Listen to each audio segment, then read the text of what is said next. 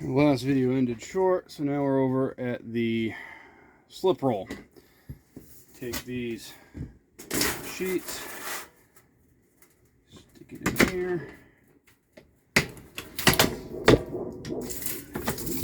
And this turns it into a circle.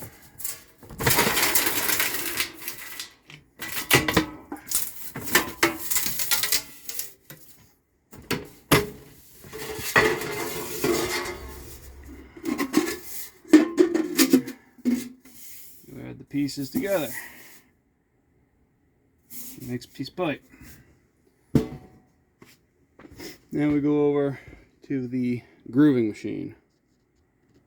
The grooving machine I got tipped off for by the Antique Stove Hospital that there was one for sale. I drove 8 hours round trip to go get this. They haven't made one of these since at least World War II. Get everything lined up on here. There's a recessed groove in this mandrel, and this presses the seam down and seals it up. This can create a watertight fit. You can make pipe with it, watertight pipe.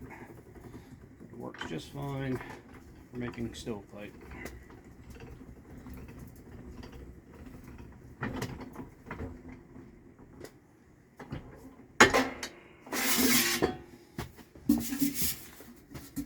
Presses the seam down nice and flat.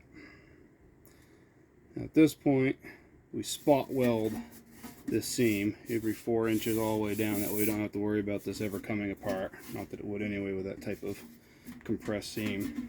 I'm going to skip that step because there's really nothing to see. So the pipe is now spot welded. You can see it every 4 or 5 inches all the way across. Now we're going to put the first bead roll in.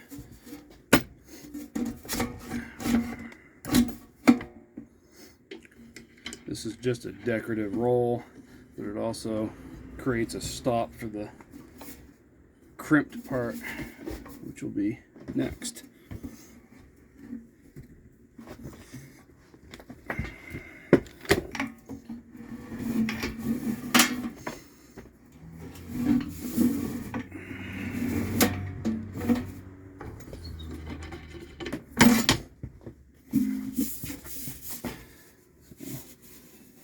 Here's that nice clean bead.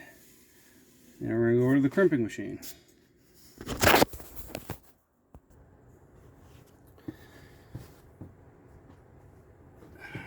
This makes a lot of movement and may knock my phone over. I might have to do this in several takes.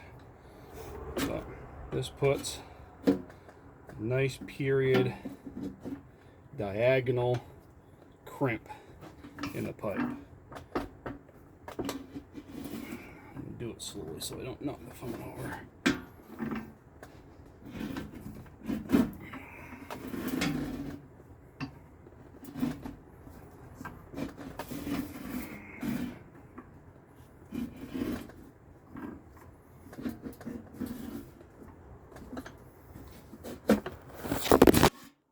And there it goes.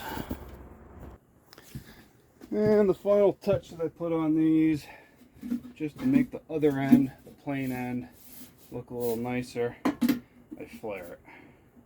It starts on the flue collar or the next piece of pipe a little bit easier,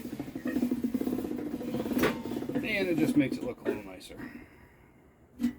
These are all antique machines.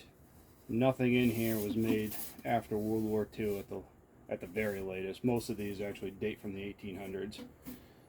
But that is how LaPans Antique Stoves makes pipe.